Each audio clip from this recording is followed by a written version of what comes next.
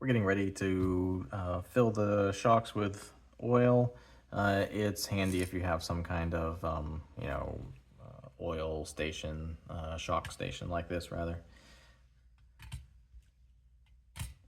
The instructions call for 300 CST weight oil in both the front and the rear. It seems a little thin to me, but we're just going to roll with it, follow the kit setup. I did notice that both the front and rear springs are the 3-dot, and so maybe that will be the right combination. So after you get your shocks sitting vertically, however you have them, just make sure the pistons, the shock shafts are all the way down. So the pistons are at the bottom of the body, and then you're gonna fill pretty much right to the top with oil. So we're gonna use this 300 that came with the kit.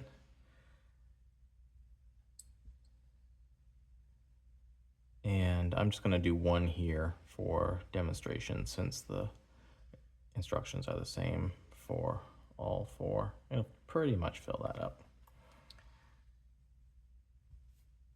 That's maybe just below the very top. After you fill the body to the top, you're just gonna take the shock shaft and push it up and down a couple of times, and you'll see some bubbles from where there was an air pocket underneath the piston. And the point here is to try to get as much of the air out of the fluid before you move on. Just gonna move that up and down a few times, put it back in your shock station, and then we're just gonna let it sit for a while and wait for the bubbles to go away. And once that stops, then we'll come back and do the next step. All right, after a couple of minutes, it looks like on the shock that I'm working with here, I'm not seeing any bubbles. It's been probably 5 minutes, maybe maximum. So we're gonna take the shock out, and we are going to put the cap on it. I'm gonna just kind of start it a little bit slowly, make sure that it's threaded on there nicely. No problems at all there. And then we're gonna fully tighten that down. And then without the bleed screw in, so no bleed screw yet, then we're just going to slowly push the shock body, shock shaft all the way up, and there may be some oil that comes out, and I don't have any that comes out. To me, that sounds like maybe I was a little bit shy on the oil. So I'm gonna take the cap off. I've probably reintroduced some air to the shock, so I'm gonna double check that. Yeah, maybe just a little bit. I'm gonna add a few more drops here. And I'm only seeing 1 or 2 little tiny bubbles in there. So we're just gonna roll with it. So again, with the shock shaft pulled all the way out, I'm gonna install the cap. No set screw in. And we're gonna push the shaft all the way up slowly. And we've got a little fluid coming out. I've got this rag right here to catch it. That seems just about perfect. I'm gonna wipe away that excess.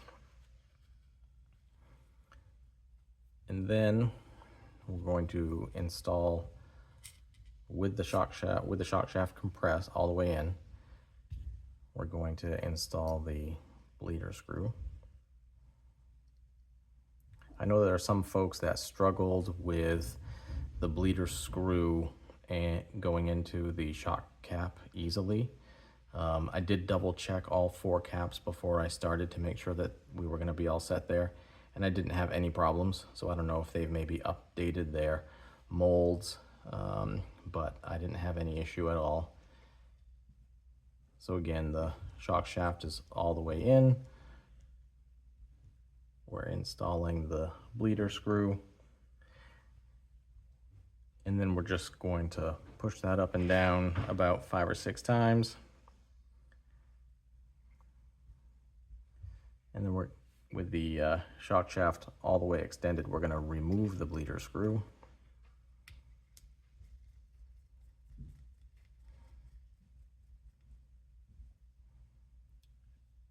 then we're going to go through that process again of slowly pushing the shaft up, and we're collecting a little bit more oil out of the bleeder screw. And again, with the shock fully compressed, we're going to reinstall the bleeder screw.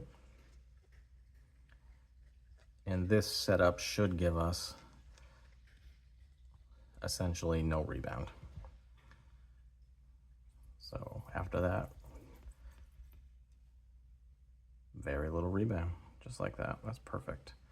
That's great. Good. So one done. I'll do the other 4. And then it's just a matter of installing the spring and the shock cups.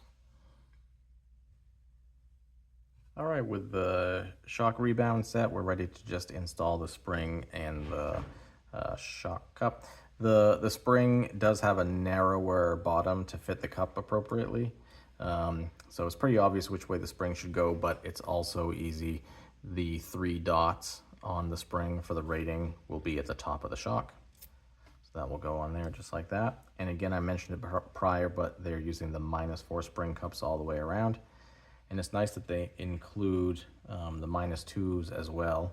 When I bought my XT2, it only came with the 0s, I think, and then I bought the aluminum ones, which were super expensive. I think they were $50 for 4 of them. So there we go. One complete shock just like that. We'll set the ride height later when the vehicle is complete. So 3 more to go and our shocks will be done.